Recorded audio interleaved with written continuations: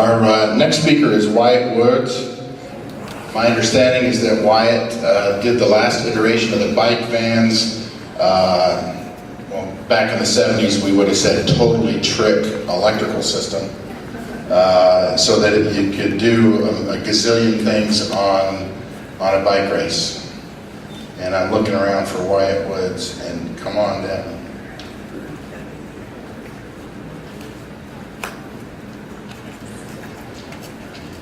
As you'll hear, Lee crewed for me a couple of times, but I'm not going there. I was asked to say a few words about his vehicles and told about the time limit. It's okay, I haven't had too much coffee. I met Lee in the early 80s when he was doing the Bay Area Triple Century. He crewed for me on Ram in 86 and 91, and a couple other major rides. I've done my share of crewing and was always wiring up various vehicle improvements. Soon he requested my assistance.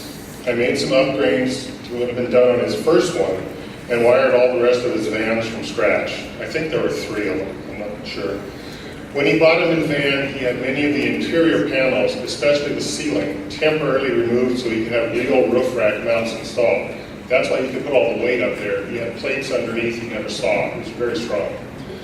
This left me a clean slate. I did all my wiring before he had things put back. Things had to be solid and reliable since I wouldn't be on hand to fix them. There was a lot of designing on the fly with Lee handing me tools and caffeine.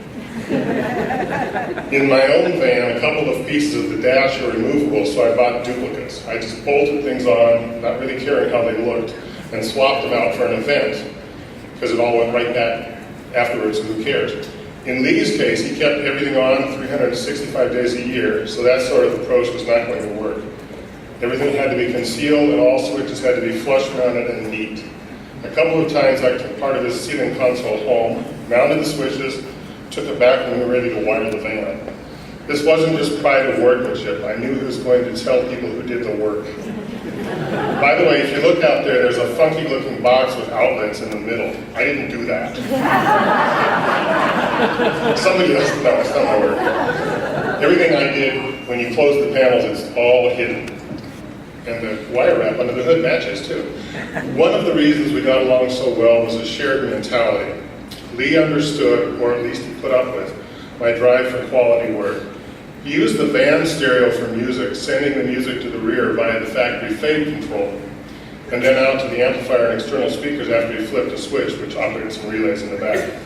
Doing one of his vans, I didn't have everything I needed and had to finish up the next weekend. If I hadn't done that, he would have lost the tweeters in the rear.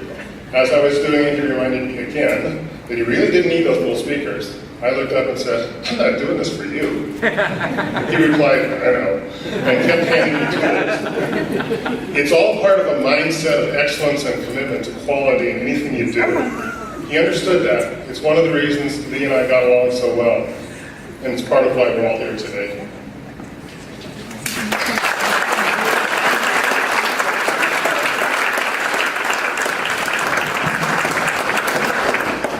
Thank you, Wyatt Woods.